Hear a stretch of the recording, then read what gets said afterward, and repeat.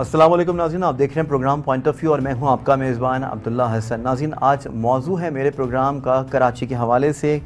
कराची सबका है लेकिन कराची का कोई भी नहीं। जब बात होती है नालों की सफाई की बात साल की जाती है, लेकिन आखिर में वही तमाम तर चीज़ें देखने में आती हैं टीवी स्क्रीन के ऊपर कि घुटनों घुटनों पानी है, चलने की कोई जगह नहीं है, गाड़ियाँ रुक गई हैं, गाड़ियाँ बंद हो गई। और उसके बाद अगर बात कर ली जाती है मैदानों के हवाले से, अब हमारे बच्चों के पास आइंदा आने वाले दिनों में कोई भी प्लेग्राउंड देखने में नहीं मिलता है, नहीं दिखाई देते तफरीही मकामात उस तरह से कि लोग निकल सकें, लोग एंजॉय कर सकें।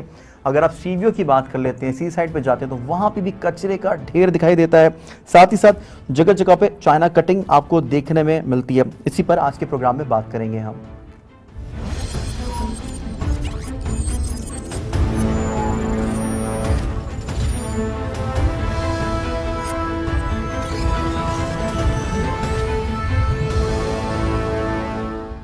नाज़रीन, प्रोग्राम के मौजू के हवाले से तो आप जान ही चुके हैं। अब अपने मौजूद पैनल से आपका तारुफ करवा दूं। हमारे साथ मौजूद हैं फिरदौस शमीम नकवी, पाकिस्तान तहरीक इंसाफ की रहनुमाई करते हैं। उन्हीं के हमरा मौजूद हैं महफूज यार खान, जो कि MQM की रहनुमाई करेंगे, और मिराजुल सिद्दीकी साहब, जो कि जमात इस्लामी की रहनुमाई करेंगे।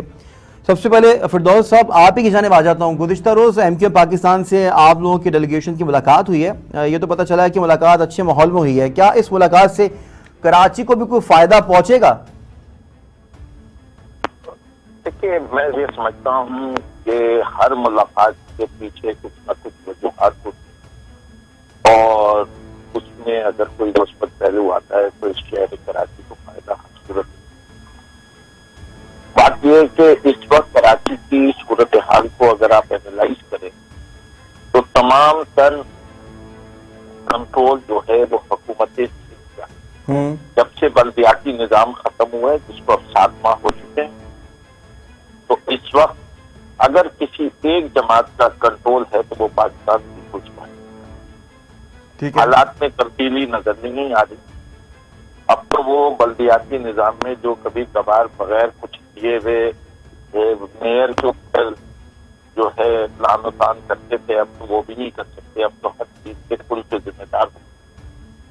अब कुल के जिम्मेदार होने के बावजूद जो कराची पैकेज के अंदर उन्होंने स्कीमें लाई, जो कराची के जितना मसाइल हैं उनके बारे में अभी भी कोई हल नहीं हुआ। अगर कोई स्कीम चलती हुई नजर आ रही है इस वक्त शहर के अंदर 2 बड़ी स्कीमों में, वो 2 नालों के ऊपर काम है, जिसकी जिम्मेदारी वफाक। तीसरी चीज जिस पे काम हो रहा है वो ग्रीन लाइन पे हो रहा है, जिसके लिए एक तारीख दे दी गई है कि जुलाई अगस्त के महीने में ग्रीन लाइन शुरू करनी है। कराची का सबसे बड़ा दिगना मसला जो है वो कराची का आबादी है। कराची की आबादी जो है उसका तखमीना कराने के लिए हम लोग वफाक में भी और इस शहर कराची में मुत्तफिक हो गए हैं कि इसका वाहिद हल जो है सेंसस जल्द से जल्द दोबारा कराया जाए। 2017 के। अच्छा फिरदौस भाई, यहाँ पे आप कह रहे हैं कि जनरली इश्यूज जो हैं वो उनकी जानिब से, पाकिस्तान पीपल्स पार्टी की जानिब से, बेशक आपकी बात में दो राय नहीं, क्योंकि 15 साल तकरीबन हो गए उनको सिंध पे हुकूमत करते हुए। लेकिन आप ग्रीन लाइन मनसूबे की यहाँ पे बात करें, ग्रीन लाइन मनसूबा जो कि पिछली हुकूमत ने स्टार्ट किया था, अभी तक पाए तकमील तक नहीं पहुंचा। 100 डेज का मनसूबा आप लोगों की जानिब से हुकूमत में आने से पहले दिया गया था, उस पर कोई अमल दरामद नहीं किया गया। उसके बाद बहुत सी नौकरियों के वादे किए गए, घरों के वादे किए गए, दावे किए गए, लेकिन कोई भी चीज दिखाई नहीं दी गई। अब आप यहाँ पे पैकेज के हवाले से बात करें तो मैं आपको याद दहानी ये करवा दूं कि कराची के पैकेज का ऐलान किया गया था, 1100 अरब रुपए के मजमूई पैकेज की बात की गई थी। इस पर क्या पेशरफ्त हुई है, जरा ये भी बता दीजिएगा फिर। अब आप मैं पहली चीज तो ये मैं आपसे कह रहा हूँ ना कि ग्रीन लाइन का मंसूबा जुलाई अगस्त में बसें चल जाएंगी, ठीक है। एक फिक्स डेट दे रहा हूँ आपको, इस जुलाई अगस्त में चल जाएंगे। जो आप 1100 अरब का मंसूबा है उसमें वफाक ने अपने ऊपर चंद मंसूबों की जिम्मेदारी, ठीक है। उसमें कराची के 4 बड़े नालों की सफाई, जिसमें 3 पे काम शुरू हुआ है इस वक्त, महमूदाबाद, औरंगी नाला और गुजर नाला। कराची तो कहीं भी नजर नहीं आता, कराची को तो हमेशा नजरअंदाज कर दिया जाता है। बिस्मिल्लाहिर्रहमानिर्रहीम, आपने बिल्कुल दुरुस्त कहा है कि कराची के साथ नाइंसाफी ही नहीं, कराची को के साथ सौतेली माँ जैसा सलूक किया जा रहा है। अजीब बात है कि सूबाई हुकूमत हो या दूसरी हुकूमतें, वो सब के सब टैक्स लेने के लिए तो कराची आया करती हैं, सही बात है। लेकिन कराची की सड़कें हैं, कराची के नाले हैं, कराची के इंसान हैं, वो आज भी बदतरीन जिंदगी गुजारने पर मजबूर है। और यहाँ पर ना बल्दियाती हुकूक दिए जाते हैं, बहुत बड़े बड़े पैकेजेस का ऐलान हो जाता है, लेकिन उन पैकेजेस को आप बरसरे सॉरी फॉर द इंटरप्शन राज साहब, यहाँ पे नालों की हमेशा से बात की जाती है, सफाई पूरे साल होती रहती है, लेकिन जैसी बारिश होती है तो बिल्कुल जो है सब तमाम तर चीजें सामने आ जाती है और कलई खुल जाती है फिर। जी बिल्कुल, आप बिल्कुल दुरुस्त कह रहे हैं। बल्कि मैं कहूँगा कि बहुत सारे वो लोग जिन्होंने नालों पर कब्जे करवाए और उसके ऊपर न जाने कितनी तामीरात हो गई, इस शहर के अंदर यहाँ के मैदानों पे कब्जा हो गया, चाइना कटिंग के नाम पर जो कुछ इस शहर में किया गया। और मैं ये समझता हूँ कि बेहतर होता कि आप इस वक्त पीपल्स पार्टी का ही कोई नुमाइंदा यहाँ पर बुलाते। ये ग्रीन लाइन और ऑरेंज लाइन, इसके बारे में हम गुज़िश्ता कोई 4-4.5 साल से देख रहे हैं और मुख्तलिफ वादे किए जाते हैं, इस वक्त शुरू हो जाएगी, उस वक्त शुरू हो जाएगी, लेकिन ये ख्वाब जो है ये अभी तक पूरा होता हुआ नजर नहीं आता है। काश फिरदौस भाई की बात दुरुस्त हो जाए कि जुलाई अगस्त के अंदर इसका इफ्तिताह हो जाए, लेकिन मुख्तलिफ हुकूमतें अपने सियासी इक़दामात के लिए इस कराची को बली का बकरा बनाते हैं, इसको कुर्बानी। फिरदौस शमीम नकवी साहब, ये कराची को कब तक आखिरकार जो है बली का बकरा बनाया जाएगा? मैदानों पर कब्जे हैं, चाइना कटिंग है, फिर 60 गज का प्लॉट होता है, उसके ऊपर 12 मंजिला इमारत होती है जो कि 1 साल में जमीन बोस हो जाती है।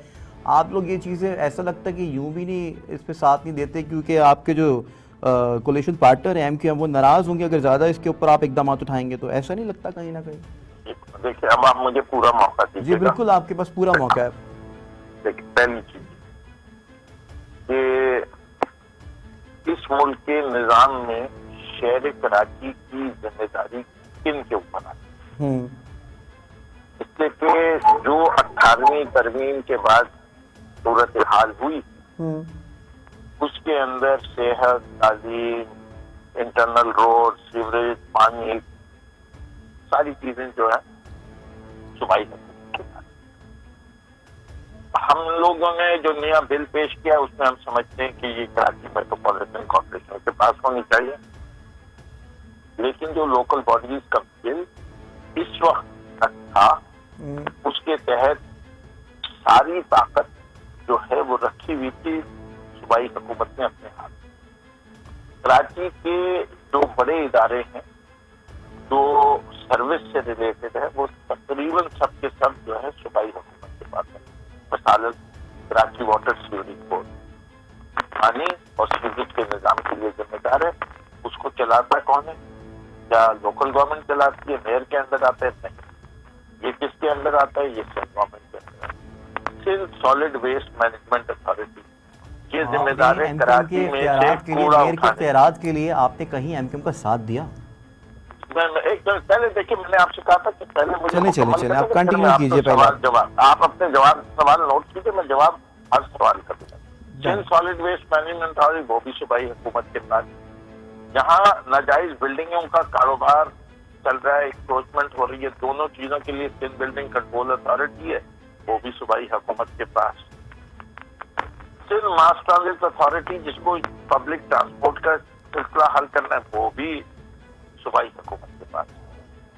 18वीं तरमीम के बाद सूबाई सिंध को पूरे पाकिस्तान का जो टैक्स है उसका जो हिस्सा मिलता है वो मिलता है 14.4%, और जो NFT में प्रोविंशियल अवार्ड है उसका 27% हिस्सा, 27.7%। वो पैसे उन्हीं ने 2007 के बाद प्रोविंशियल फाइनेंस कमीशन का अवार्ड ही किया। उसके ऊपर कोई बात नहीं करता, इस कानून के ऊपर कोई बात नहीं करता। हम इस खराब कानून को तब्दील करने के लिए आज से 7 माह पहले असेंबली में अपना लोकल बॉडीज बिल दाखिल किया, MQM ने अपना बिल दाखिल किया है। सिंध हुकूमत इस मामले पे अभी तक खामोश है और ना कोई तारीख दे रही है कि वो कब इलेक्शन करवाने का इरादा रहे। और ये जिस मुल्क के अंदर आईन कहता है कि 3rd year of government is a must, वहां 3rd ईयर को नहीं रखा जाएगा। देखिए, सबसे पहले आपको मुस्बत इदारे बनाने पड़ते हैं, आपको सिस्टम बनाना पड़ता है। जब तक एक institutionalise system with clear cut responsibility नहीं होगा तो ये मामला शहर कराची के दुरुस्त नहीं है। ये मामला आज के नहीं है। पानी की एक बूंद कतरे का इजाफा नहीं हुआ 2004 के बाद से, और सीवरेज का पानी बगैर ट्रीटमेंट के 100% डल रहा है समंदर में। 2008 के बाद जब आखिरी सीवरेज ट्रीटमेंट प्लांट भी खराब हो गया। कराची में 22,000 बसें थी, घट के इस वक्त मिनी बसें जो हैं वो 9,500 रहे। तो इस चीज की जिम्मेदारी किसी को डालनी पड़ेगी, और जिम्मेदार वो होगा ठीक है जिसके पास उसकी अथॉरिटी। फिरदौस भाई, यकीनी तौर पे आपकी बात यहाँ पे मुकम्मल हो जाती है। आप कहते हैं हमारे पास ये नहीं है, हमारे पास ये इख्तियार नहीं है, हमारे पास ये चीज़ नहीं है, हमारे पास वो चीज़ भी नहीं है। लेकिन वफाक आपके पास है, फेडरल गवर्नमेंट आपके पास है। आप रोजाना की नहीं चले हफ्ते की बुनियाद पे वजीर आजम साहब को, खान साहब को खत मैं लिख दिया जरा करें। एक बात इस मौके पर कहना चाहूंगा। जी कंटिन्यू कीजिए मिराज भाई आप। जी, फिरदौस साहब ने बहुत अच्छी बात कही है, मैं इनका खास एहतराम करता हूं। लेकिन मैं ये बात पूछना चाहूंगा कि इस वक्त तो कराची का असल मसला सेंसस के अंदर जो कराची की आबादी गलत दिखाई गई है वो सबसे बड़ा मसला है।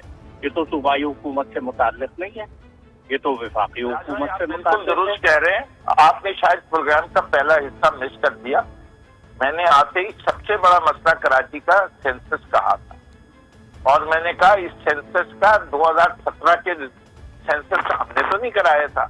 हमारे नजदीक और सारे माहिरीन के बाद डिस्कशन के बाद ये फैसला हुआ कि इसका सबसे अच्छा तरीका जो हल है ये है कि सन 2023 से पहले दोबारा सेंसस करा दिया जाए। हमारी कोशिश है कि ये 2022 के अंदर दोबारा सेंसस हो जाए। और अपने सेंसस कराने से पहले एक मिनट ऐसे जाते, हम चाहते हैं ब्रॉड बेस्ड कंसेंसस हो जाए between the civil society, all political parties के, फिर इसके रिजल्ट को चैलेंज ना किया जाए।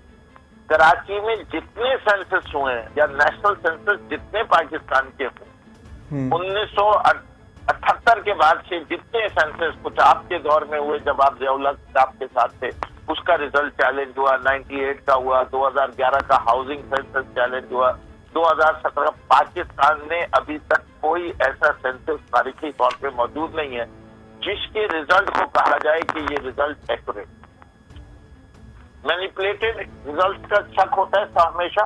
जी, मैं ये कहना चाहूंगा कि आपकी बात बहुत अच्छी है, लेकिन वफाक की जानिब से अभी तक कोई पेशरफ्त, वजीर आजम की जानिब से कोई ऐसा ऐलान कि कराची के सेंसस को गलत तस्लीम करते हैं और इसकी इस्लाह के लिए जो भी काम किया जाएगा, मेरा यह ख्याल है कि तमाम स्टेक होल्डर्स उसके अंदर ताउन करने के लिए तैयार होंगे। अच्छा, इसके अंदर देखिए मिराज भाई, आप जो बात कह रहे हैं उसके अंदर 2-3 कानूनी जितने दौरे खान साहब लाहौर के करते हैं, आपको नहीं लगता कि इतने कराची के दौरे किए होंगे खान साहब ने अपने दौरे के बारे में जब से आए हुए हैं वो? देखिए, पहले एक मैं मिराज भाई का जवाब दे दूं, फिर आपको भी इसका जवाब। ठीक है।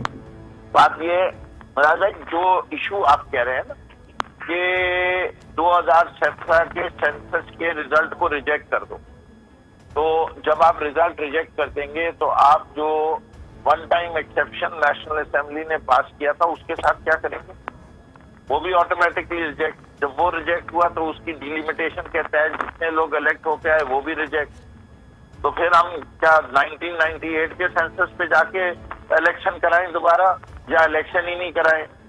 मकसद आप अगर उसकी तमाम कानूनी पेचीदगियां देखेंगे तो आपको ये लगेगा कि जी वो जो वन टाइम एक्सेप्शन था उसको चलने दिया जाए, लोकल बॉडीज भी वन टाइम एक्सेप्शन दिया जाए और एक सही सेंसस जल्द से जल्द करा दिया जाए। ये है। मैं इसमें अर्ज करूं। अच्छा, दूसरी चीज अब चलिए आप, फिर मैं चाह रहा था इनका दूसरे सवाल का भी जवाब दे दूं, फिर आपको मौका दे दें तो दोनों चीजों पे आप, लेकिन मैं आप जो कहना चाहते हैं आप। ठीक है, पहले मिराज भाई की गुफ्तगू सुन लेते हैं, फिर फिरदौस भाई फिर आप कंटिन्यू कीजिएगा। जी, मैं अर्ज करूं इसमें कि देखिए, अभी आप ही ने तस्करा किया कि आइन के अंदर बल्दियाती निज़ाम को एक तहफ़्फ़ुज़ हासिल है, लेकिन आज ही हमने ये सुना है कि परवेज खटक साहब का बयान आज मैंने अखबारात के अंदर पढ़ा। उन्होंने बल्दियाती इंतखाबात ना करवाने का मशवरा किया। तो मेरा ये ख्याल है कि जहाँ हमारे कोई सियासी एजेंडा होता है उसके ऊपर हम बातचीत जरूर करते हैं, और जरूरी नहीं है कि वो फौरी तौर पर आइन के अंदर तब्दीली, मेरा ये ख्याल है कि उसके रास्ते निकाले जा सकते हैं। पूरे पाकिस्तान में इस वक्त कराची की मर्दमशुमारी पर लोगों को रिजर्वेशन, बाकी किसी और जगह की मर्दमशुमारी पर रिजर्वेशन नहीं है। उसके लिए को भी है, केपी में भी है, मैं आपको दिखा सकता हूँ आपको। और मेरा भाई माजरत के साथ आपने परवेज खटक के बयान का तो जिक्र किया, उसी बयान के साथ इमरान खान का भी बयान था। जी जी, इमरान खान का बयान था। इमरान खान साहब ने क्या कहा था परवेज खटक के बयान से? ये हर सूरत हाल मुझे लोकल बॉडीज चाहिए, लोकल बॉडीज के बगैर अवाम की खिदमत नहीं की जा सकती। देखिए, अमानत और दयानत का ये है कि बड़ा लीडर कौन है, इमरान खान है या परवेज खटक है? तो नहीं, मैं तो इमरान खान ही को आपकी पार्टी का लीडर समझता हूँ। लेकिन यहाँ पे एक बड़ी इंपॉर्टेंट बात है कि जमात इस्लामी पीटीआई की साबका इत्तेहादी भी रही है मिराज साहब, लेकिन उस दौर में और साथ इलेक्शन लड़ा है कराची के हकूक के लिए। हम दोनों देखिए, इस वाले मामले में, कराची के मामले में आप लोग बल्दियाती इंतखाबात में भी साथ थे, लेकिन अब आप लोगों की सोच नहीं मिल रही है। खान साहब दूसरे रास्ते पर हैं, आप लोग दूसरे रास्ते पर हैं। हल तलब यहाँ पे मैं चाहता हूँ कि गुफ्तगू हो, आप लोग आपस में बहस करें, ना कि नहीं। हरगिज़ मेरा ये मौक़िफ़ नहीं है, ना ये मेरा मतलब है, ना ही प्रोग्राम का हमारा ये एजेंडा है। हम ये चाहते हैं कि कोई ऐसी बात यहाँ से निकले जो कि बिल्कुल हल हो मौजू का। तो आप ये नहीं समझते कि अब आने वाले दिनों में, आने वाले वक्तों में मज़ीद जो है बुरहानी कैफियत है, महंगाई जो है वो उरूज पर आ गई है, लेकिन सिचुएशन जो है वो ठीक नहीं हो रही है। कराची सबका है, लेकिन कराची के हम नहीं हो पाते।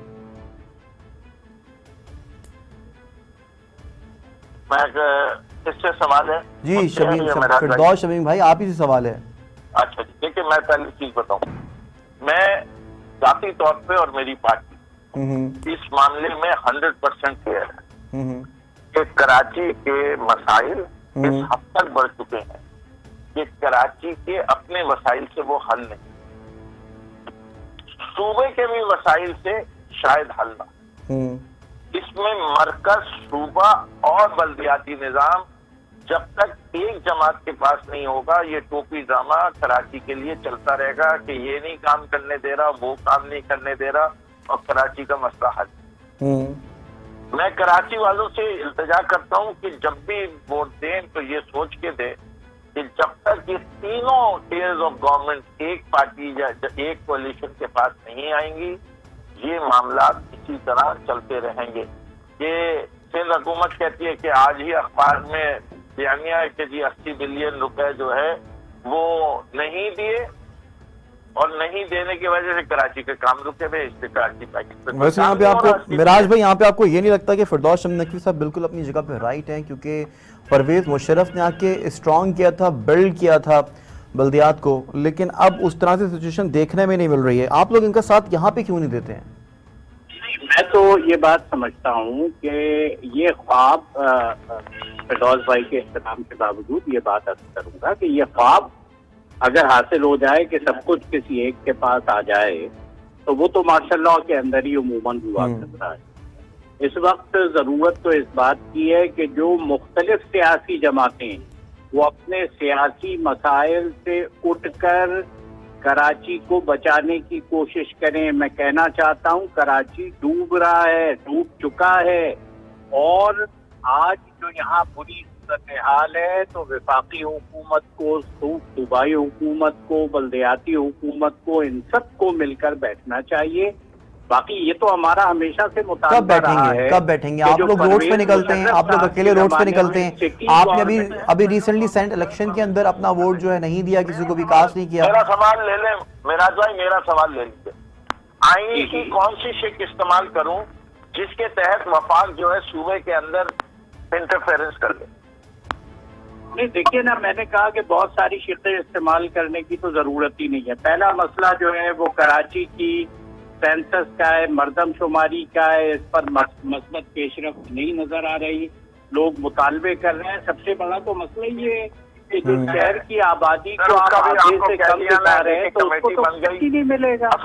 फिरदौस भाई, मिराज भाई, बात हो रही है अगर यहाँ पे कराची की तो बात कर लेते, कुछ मुस्तफा कमाल की बात कर लेते, कुछ नेमतुल्लाह खान नियाजी साहब की। देखें, मुस्तफा कमाल साहब एमक्यूएम में थे, उसके बाद वो पीएसपी में आज, लेकिन जब भी मुस्तफा कमाल का नाम आता है तो लोग यही कहते हैं कि कराची की सूरत में कुछ निखार आ गया था उन दिनों में।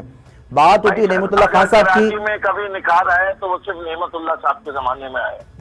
जब बात होती है नेमतुल्लाह खान साहब की तो उस टाइम पे क्योंकि उन्होंने काम किया। मैं समझता हूँ, देखिए जमात इस्लामी के मिराज साहब हैं, नेमतुल्लाह साहब ने जिस तरीके से काम किया, मुस्तफा कमाल ने पैसे बनाए, मुस्तफा कमाल ने फ्लाईओवर्स बने, रोड्स बने, चीजें बनी है। नहीं बनी है, पैसे उन्हीं ने भी यही कमीशन का खेल खेला है। नाज़िम, आपके फ्लाईओवर्स बने, चीजें बनी है, किसी जमात क्लिफ्टन का फ्लाईओवर उनके दौर में बना। और मैं समझता हूँ कि कराची के अभी तक तारीखी तौर पे जो बेहतर मेयर गुजरे हैं वो जमात इस्लामी के गुजरे, चाहे वो अब्दुल सत्तार अफगानी का, और मैं समझता हूँ सबसे बेहतर मेयर इन सब में असूलों के लिहाज से, काम करने के लिहाज से, डिस्पाइट हिज एज, नेमतुल्लाह साहब। क्या कहेंगे मिराज साहब? मिराज साहब, यकीन तो नेमतुल्लाह खान साहब के दौर में चाहूंगा कि बहुत सारी चीजें बाद के अदवार में हुई हैं जिनका आप हवाला दे रहे हैं जी। ये चाइना कटिंग जो है ये कराची के अंदर 2005 से और 2009 के दरमियान ही हुई है, और मैदानों पर नाम भी ले दो ना कि कौन मेयर था, मैदानों पर मुस्तफा कमाल, ये यहाँ पर जितने नाले हैं उन पर कब्जे, ये 2005 से 2009 की कहानियां हैं। K4 मंसूबे को रोकना और अभी तक मुकम्मल ना होने देना, जिसकी वजह से पानी की बहुत बड़ी मुश्किल है, ये सारी भी उसी दौर की कहानी। पानी की बहुत बड़ी मुश्किल है, चाइना कटिंग है, मैदानों पर कब्जा हुआ है और नाले बिल्कुल भी साफ नहीं है। कहा यह जाता है कि साल साल पूरे साल नाले साफ किए जाएंगे और प्लानिंग की जाती है, लेकिन जैसे ही बारिश होती है तो गले खुल जाती है। सब चीज़ें मंजर आम पर होती, टेलीविजन स्क्रीन के ऊपर दिखाई दी जा रही होती है। हमारे साथ मौजूद थे फिरदौस शमीद नकवी साहब, जो कि पाकिस्तान तहरीक इंसाफ की नुमाइंदगी कर रहे थे, रहनुमाई कर रहे थे। आपका बहुत शुक्रिया। और मिराजुल हुदा साहब, सिद्दीकी साहब, आपका भी बहुत शुक्रिया। नाज़रीन, तो कराची सबका है लेकिन कराची का कोई भी नहीं बनता है। प्रोग्राम का सिलसिला जारी, यहाँ पे वक्त हुआ ब्रेक का, हमारे साथ रहिए।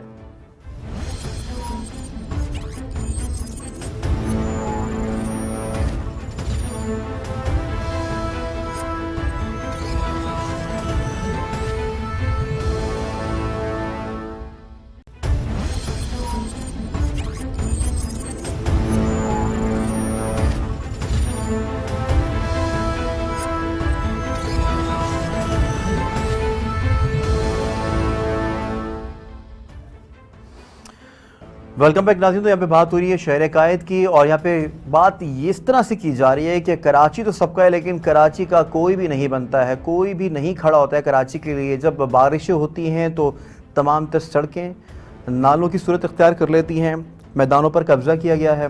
चाइना कटिंग की यहाँ पे बात की जाती है तो एक दूसरे के ऊपर इल्ज़ाम तराशियाँ फिर की जाती हैं। इसी पे बात करने के लिए अब हमें ज्वाइन कर लिया महफूज यार खान, जो कि एमक्यूएम की रहनुमाई करेंगे, और नजमी आलम साहब, जो कि पाकिस्तान पीपल्स पार्टी के सीनियर रहनुमा हैं।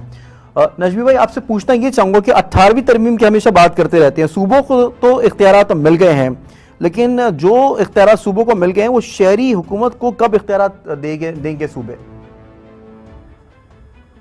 शहरी हुकूमत कोई अलग से कोई चीज नहीं है। शहरी हुकूमत का लफ्ज इस्तेमाल करके हमने कराची के आधे प्लेग्राउंड खत्म करा दिए। ये हकीकत है, अभी आपने अपनी चाइना कटिंग दबा के करा दी शहरी हुकूमत के नाम पे। तो ये बात तो जहन में रखें कि उस तरह उसका ये नतीजे भी निकले शहर में।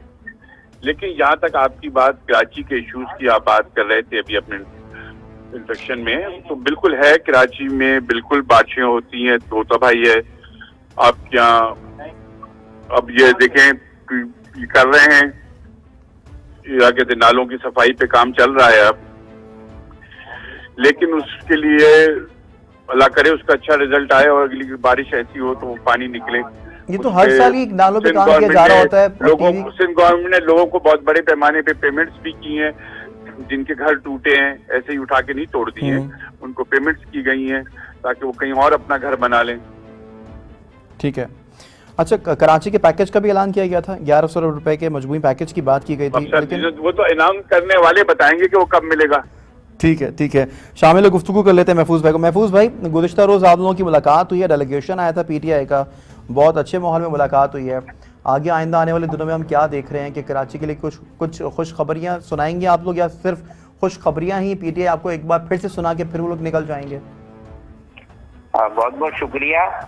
देखिए, कल जो मीटिंग हुई है प्राइम मिनिस्टर के साथ, उस पर अभी थोड़ी देर में राब्ता कमेटी का इजलास होगा 6 बजे, जिसमें पूरी तफसीलात हमारे सामने आएंगी और हर पहलू उसमें सामने होगा। हमारे बेसिक 2 या 3 ही बातें हैं इसमें।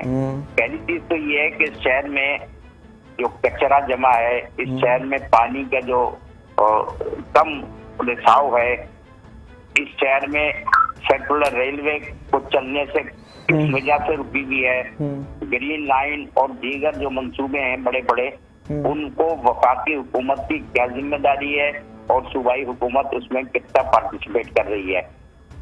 आज इस प्रोग्राम में चूंकि शहर कराची का इशू है, मैं कोई इख्तलाफी बात नहीं करना चाहता।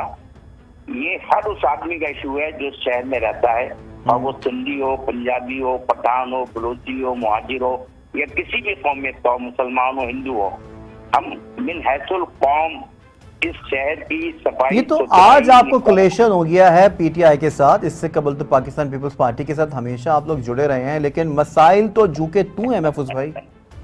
देखिए, हम तो पीपल्स पार्टी के साथ भी काम कर चुके हैं और नून लीग के साथ भी काम कर चुके हैं, काफ लीग के साथ भी काम कर चुके हैं। अब ये तजर्बा हमारा 2.5 साल, पौने 3 साल का पीटीआई के साथ है। पहले के तजर्बात ने हमें बहुत कुछ सिखाया था। अब इसमें इन्होंने वायदे तो हमारे साथ पीटीआई ने किए हैं। और आपने उन वादों का पूछा कि नौकरियां कहाँ गई, 50 लाख घर कहाँ गए? मैं सर उधर ही आ रहा हूँ। ये जो 70,000 नौकरियां अभी हमारे सूबे में बटी हैं, उसमें से शहर कराची के पास 500 नौकरियां भी नहीं आई हैं। ये डोमिसाइल जो जाली बने हैं कराची के, इनका सही जांच पड़ताल हो और कराची के शहरी को ही कराची में नौकरी प्रोवाइड की जाए। जालसाजी करके डोमिसाइल वगैरह ये कोर्ट में पेंडिंग है, या हमें सही गिन लिया जाए। हमारा सेंसस का रिजल्ट जो है उसमें सिर्फ खवातीन गिनी गई है, मर्द तो गिने ही नहीं है। 3.5 करोड़ की आबादी है। आप 1 करोड़ 86 लाख लोग जो हैं, वो जब आप 1 करोड़ 86 लाख के हिसाब से लोगों को मरकजी हुकूमत सपोर्ट करेगी, तो बाकी जो 2 करोड़ जो है उनका क्या बनेगा? महफूज भाई, मेरा सवाल आपसे ये है, कल जो डेलीगेशन आया था, जो आप लोगों के आपस में जो बैठ के बात हुई है, आपने उन वादों के हवाले से, उन दावों के हवाले से बात की? क्या कह रहे थे पीटी? कर दो, डेलीगेशन आया नहीं था, बल्कि यहाँ से अमीनुल हक भाई, फैसल चंदवारी भाई, फरूक नसीम भाई वहाँ मौजूद थे। वहाँ पर प्राइम मिनिस्टर से एक सेटिंग हुई है, जिसमें मुख्तलिफ जो इशूज हैं कराची से मुताल्लिक, उन पे फैसले किए गए हैं। बाद फैसले तो टीवी पे आ गए हैं, लेकिन आज अभी हम मीटिंग में जा रहे हैं 6 बजे। उसमें जो तफसीलात हैं वो उस वक्त मेरे सामने आएंगी, तो फिर मैं इन पे कोई बात करने की पोजीशन पे आऊंगा। अभी तो मैं सिर्फ यही कह सकता हूँ कि 162 अरब का जो पैकेज था वो लॉलीपॉप था। अब देखें इन्होंने किस किस्म के वायदे हमसे दोबारा किए हैं और कितने अरसे में ये पूरे होंगे। हमारे दफातर कब खुलेंगे, हमारे मिसिंग। आपने 1100 अरब रुपए के मजमूई पैकेज की बात नहीं की? सर वो सारी बातें हुई होंगी ना। तो आप तो पार्टी का हिस्सा है, आपके पास तो यकीन तौर पर इन्फॉर्मेशन होंगी, आप प्लीज हमसे भी शेयर कर लीजिए। नहीं, हमारे पास तो अभी नहीं है कोई इन्फॉर्मेशन। मैं अब जाऊंगा मीटिंग में तो पता चलेगा। जो टीवी के ऊपर जो एक फैसला आ रहा है फैसल सब्जवारी का, क्या इसके बाद फिर अब कहानी दबती हुई नजर नहीं आ रही आपको? कराची के इश्यूज तो अपनी जगह पे। मैं इत्तेफाक से फैसल सब्जवारी का बयान नहीं देख पाया हूँ। फैसल सब्जवारी को मिनिस्ट्री दी जा रही है। अच्छा, यहाँ पे शहर कायद में कहीं पानी माफिया है, कहीं बजरी माफिया है, कहीं बिल्डर्स माफिया है, और साथ ही साथ किसी और माफिया का भी राज हो सकता है। और क्या हमारी सियासी जमातों और हुकूमतों ने कराची को माफियाज के हवाले नहीं कर दिया? आपको ऐसा नहीं लगता? सर कर क्या दिया, हम माफिया में ही जिंदा हैं। इस शहर में कराची एयरपोर्ट से लेकर और केमाड़ी तक 12 किस्म के दावेदार हैं। उसमें आर्मी भी है, नेवी अच्छा, भी काफी है, सारे ना भाई लोग ऐसे हैं जो कि नाराज हो जाते हैं जब चाइना कटिंग की बात होती है, तो एक दूसरे के ऊपर उंगलियां उठाई जाती हैं और फिर उसके बाद फिर लड़ाई हो जाती है। मेरा नहीं, मकसद नहीं, हरगिज आप मेरे बताएं प्रोग्राम ना, में ये नहीं है जिन कि आप लोग लोगों आपस ने में लड़ाई चाइना करें कटिंग की है, और हम चाहते हैं उनका मसाइल के आप हल की बोला जाने में है हम लोग जाएं। मेरी एक तो सुन ले, आप जी, जी। जो चाइना कटिंग में जो लोग भी इन्वॉल्व हैं उनको करार वाकई सजाएं दें। अगर एमपीएम के लोग हैं तो उनको डबल सजा दी जाए, और इसके अलावा कोई है तो उनको मामूल की सजा दी जाए। हमने कोई चाइना कटिंग नहीं की। ठीक है। जिन जगहों पर था वो जगहें अब खाली हो चुकी हैं, और जो रह गई हैं वो भी खाली हो जाएंगी। यकीनी तौर पे नजमी भाई भी आपकी गुफ्तगू को मुलाहिजा करें। नजमी भाई, आप क्या कहेंगे महफूज भाई की गुफ्तगू के हवाले से, और ये भी बता दीजिएगा कल की पाकिस्तान तहरीक इंसाफ की मुलाकात और एमक्यूएम की मुलाकात को भी आप कैसे देख रहे हैं? सर, एक बात तो बड़ी अच्छी बात बताई महफूज भाई ने, खुद ही कह दिया कि हम पीपल्स पार्टी के साथ भी हुकूमत में रहे 88 से, मुस्लिम लीग नून के साथ भी रहे, कायदे आजम लीग के साथ भी रहे, और अब पीटीआई के साथ। इसके माने 88 से आज ये जो आपके हो गए 30-32 साल, उसमें एमक्यूएम हुकूमत में रही। ये मिसाल इतनी ज्यादा हुकूमत में कराची में कोई और पार्टी नहीं रही। ये बात तो खुद महफूज भाई ने कह दी। अब जहां तक पीटीआई की 15 बात साल है, से सूबाई वजीर आपका भी है नजमी भाई। भाई सुन तो लें, जी जी। मेरी अर्ज तो सुन लें। 5 साल ये हमारे साथ थे ना हुकूमत में, गवर्नर इनका लॉन्गेस्ट सर्विंग गवर्नर इन्हीं का रहा। किसी और पार्टी का आज तक पाकिस्तान की तारीख में कोई गवर्नर इतनी बड़ी पोस्ट पे नहीं रहा। अरे महबूब, मैंने आपकी बात नहीं काटी थी महफूज भाई, मुझे बोलने जी, तो वो इन्होंने इतने अरसे कहीं ना कहीं हुकूमत में रहे। तो जब ये हुकूमत में रहे तो इन्होंने जिनके साथ भी कोलूशन में थे, कराची के लिए क्या लिया? पहला सवाल तो मेरा ये है, चाहे हमारे साथ ही थे तो क्या लिया इन्होंने? ठीक है। फिर उसके बाद इन्होंने अभी आपने बात की पीटीआई और इनकी मीटिंग की। ये हर थोड़े दिनों बाद वहां से कहा जाता है कि जी बस हमारी हो रहा है, लेकिन मेरे ख्याल में, मैं माजरत के साथ ये लफ्ज कह रहा हूं कि इनको पुरानी तनख्वाह पे काम करना होगा, नई तनख्वाह नहीं मिलेगी। ये इनको यही होगा। ये आज अपनी मीटिंग करेंगे, फिर एक, और ये हम भी अरसा दराज से देख रहे हैं कि वार्निंग कर दी, हुकूमत से निकल गए, फिर आ गए, हुकूमत से निकल गए, आ गए, इस्तीफे दे दिए। बेटा 100 दफा का रिकॉर्ड तो जरूर होगा इनका पिछला। तो भाई आप अगर कराची के लिए संजीदा हैं, आप छोड़ दें कि पार्टी को, पीपल्स पार्टी अच्छी है, बुरी है, पीटीआई नून, आप तो अपना रोल अदा करें। आप आज हुकूमत से कहें अगर ये नहीं आएगा पहले हम आपकी हुकूमत से अलग हो रहे हैं। यहाँ तो हालत ये, जब सेनेट के इलेक्शन से पहले आपने कहा कि जी इमरान खान खुद आया हमारे पास, उसने आने से मना कर दिया। आपने कहा अच्छा जी कोई बात नहीं, आप नहीं आ रहे, हम फिर पुरानी तनख्वाह पे। ठीक है, इस कराची शहर के साथ ये दुरुस्त ना करें। तो महफूज भाई, क्या दोबारा से पुरानी तनख्वाह पे काम करने के लिए आप रेडी हैं? हम खैर मकदम करते हैं। महफूज भाई, पहले तो ये सवाल का जवाब दे दीजिए कि आप पुरानी तनख्वाह पे काम करेंगे? कल तक आप यही देख लीजिएगा, हाँ जी हमारी बात हुई है, और अब हम देखेंगे कि ये कितने दिनों में काम होता है। राब्ता कमेटी के इजलास के बाद आप ये तो दावा कर रहे हैं आएगा, कोई वाज़ेह स्टेटमेंट नहीं आएगा कि जी अगर 1 महीने में नहीं हुआ तो हम हुकूमत से अलग हो जाएंगे। ऐसा स्टेटमेंट मुझे ला के दिखा दीजिएगा मेहमान। नजमी आलम भाई, आप बड़े पुराने सियासी कारकुन साथी हैं, आप इस शहर के हालात को समझते हैं, लेकिन पीपुल्स पार्टी की हुकूमत ने इस शहर के साथ क्या ऐसा काम किया? क्या इस शहर के लोगों को नौकरियां दी? अच्छा महफूज भाई, आपसे मेरा एक सवाल है। एक बार आपने कहा 70। महफूज भाई, आपसे मेरा एक सवाल है, कराची में सफाई की हालत के ऊपर बात कर लेते हैं। नजमी भाई एक सेकंड, नजमी भाई एक सेकंड। नजमी भाई, कराची में सफाई की हालत जो मजीद अबतर हो गई है, और ये जिम्मेदारी तो शहरी हुकूमत की थी, लेकिन एमक्यूएम हमेशा से सिंध हुकूमत के ऊपर ये मलबा डालती आ रही है। ठीक है, आखिर इल्जामात की सियासत आप नहीं समझते कि चले जा रही है, इसका भी अब कुछ हल निकलना चाहिए? शहर से दुश्मनी, मैं ये नहीं कह रहा कि खाली एमक्यूएम को ब्लेम कर शहर को एडमिनिस्ट्रेटरों के हवाले, शहर को साफ करना, शहर के मसाइल को हल करना सिंध गवर्नमेंट की भी जिम्मेदारी है, और एमक्यूएम की शहर की एक स्टेक होल्डर है। ठीक है, जब हमारा ये तो बेचारे ये भी बहुत बात है कि हमारी सीटें जबरदस्ती पीटीआई को दे दी गई। डिप्टी कमिश्नर और एडमिनिस्ट्रेटर ही काम कर रहे हैं ना, तो इस वक्त शहर क्यों नहीं? बिल्कुल, मैं खुद कह रहा हूँ, मैं उनकी कारकर्दगी से मुतमईन नहीं हूँ। एडमिनिस्ट्रेटर की कारकर्दगी से मैं मुतमईन नहीं हूँ, वो सही काम नहीं कर रहा है, एक्सेप्टेड। मैं शहर का हूँ, मैं इसी शहर में पैदा हुआ हूँ। मैं अगर कोई चीज गलत देखूंगा, चाहे वो सिंध गवर्नमेंट की हो या एडमिनिस्ट्रेटर्स की, मैं उसको डिफेंड नहीं करूंगा। एडमिनिस्ट्रेटर सही काम नहीं कर रहा है, इसमें कोई शक नहीं। बिल्कुल नजमी वजह भाई, है। कल अगर आपसे इसी बात के ऊपर सवाल किया जाता आप ही की पार्टी की जानिब से, तो फिर आप ये मत कह दीजिएगा कि ये मेरी जाती राय थी, ये मेरे पार्टी का बयान नहीं था। अपनी पार्टी का बयान नहीं, मैं अपनी राय दे रहा हूँ ना। मैं खुद कह रहा हूँ, मैं पार्टी का स्पोक्समैन नहीं हूँ, लेकिन मैं कह रहा हूँ कि आप इस वक्त आप पाकिस्तान पीपुल्स पार्टी की रहनुमाई कर रहे हैं नजमी आलम साहब। एडमिनिस्ट्रेटर्स की जो कारकर्दगी होनी चाहिए वो नहीं है।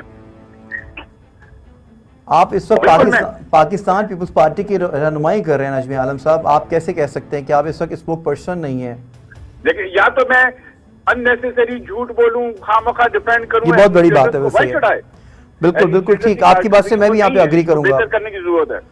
महफूज भाई, फिर सवाल वही है, ठीक है ना, कि कराची की जो अब तक सूरत हाल है सफाई की जाती है नालों की, लेकिन फिर वही सिचुएशन जू की तू होती है, वही एज इट इज सिचुएशन होती है। ये है कि नालों की सफाई तो एक मुस्तकिल अमल है ना।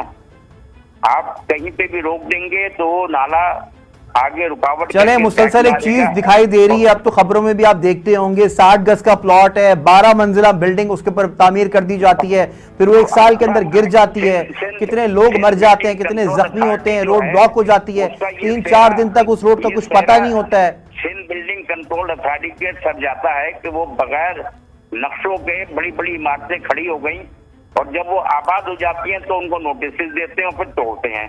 मैं तो चीफ जस्टिस का किसी चीज की तो जिम्मेदारी आप खुद भी कबूल करें। कराची की सफाई के ऊपर बात कर लेते हैं, जहां जिस रोड से जिस जगह से गुजर जाए कचरा कुंडी आपको दिखाई नहीं देती।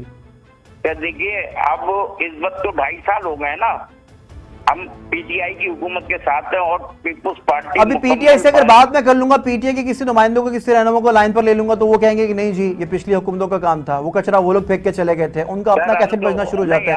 आप में से किसी ने तो कराची का साथ देना है। कराची से 70%, 77% रेवेन्यू जनरेट होता है यहाँ से। बेहतर काम कर रहे थे, लेकिन आपने हमें सिवाय तनख्वाहों के कोई ऐसा बजट ही नहीं मिला जो पैसे। तो आप लोग तो खुद ही यहाँ पे नजमी आलम साहब आपके सामने बात कर रहे हैं, वो कह रहे हैं कि आप एक बार फिर से रेडी हो जाएंगे पुरानी तनख्वाह के ऊपर। इट्स बीन दैट कि वो राइट है। फिर नहीं, हुकूक की बात है, हम अपनी इस शहर के लोगों के हुकूक के लिए हर किस्म की कुर्बानी देते रहे हैं और कुर्बानी देंगे। अगर आज भी इस शहर में हमारे मसाइल, हमारे जाती हमारे दफातर खुल जाएं, हमारे जो गुमशुदा अपराध। अच्छा, पानी की बात कर लेते हैं, पानी से स्टार्ट कर लेते हैं। महफूज भाई, क्या आप अपने घर में किचन के नलके से क्या आप खुद पानी पी सकते हैं एक गिलास? सर, आप तो मिनरल वाटर भी नहीं पी सकते, उसमें भी जहर है आजकल। बीच में एक प्रोग्राम मैंने किया था कि आप उसको, आप बहुत सारी हुकूमतों का हिस्सा रहे हैं, ये सवालों के जवाब तो नहीं बनते ना महफूज भाई। का पानी मिलेगा महफूज भाई, ये सवालों के जवाब तो नहीं बनते ना इस तरह से। आप तमाम तर पार्टीज के जो है कोलिशन पार्टनर्स रहे हैं, और आज यहाँ पे बैठ के फिर आप मुझे भी ये आगे से बता रहे हैं कि आप मिनरल वाटर भी नहीं पी सकते, वो भी एक जहर है। हम आगे आइंदा आने वाले दिनों में अपने बच्चों को, नई जनरेशन को क्या देके जा रहे हैं? जब हुकूमत सिंध की गिरफ्त इतनी नहीं है कि वो मैन्युफैक्चरर्स को पाबंद कर दे, प्राइस कंट्रोल लिस्टें लगती हैं लेकिन उस पर अमल दरामद नहीं होता है।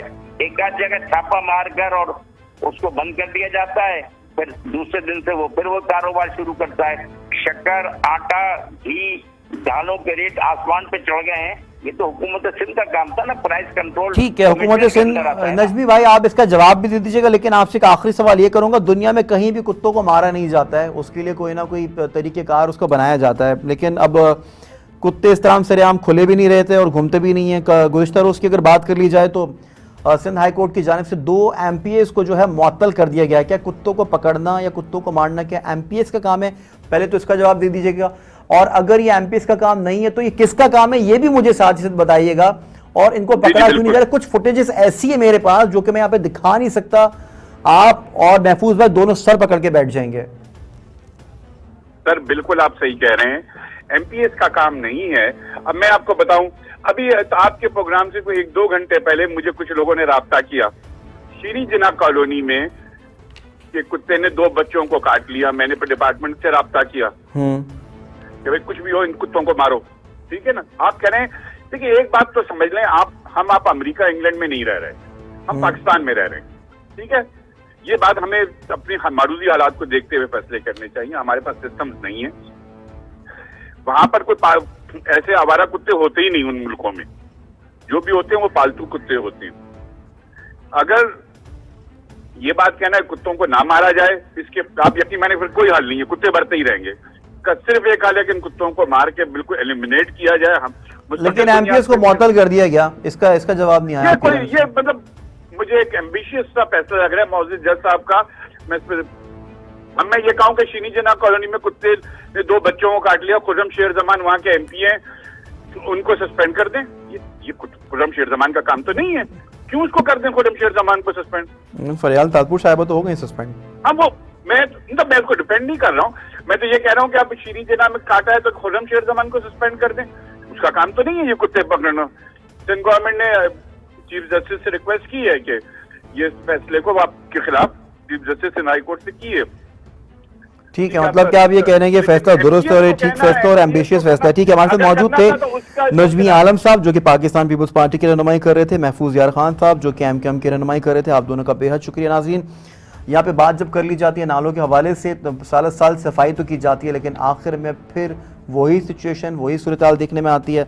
मैदानों पर कब्जा हो चुका है, कोई खेलने की जगह नहीं है बच्चों के लिए। और बात कर ली जाती है किसी प्लॉट के हवाले से तो हर जगह पे आपको चाइना कटिंग अब देखने में मिलेगी।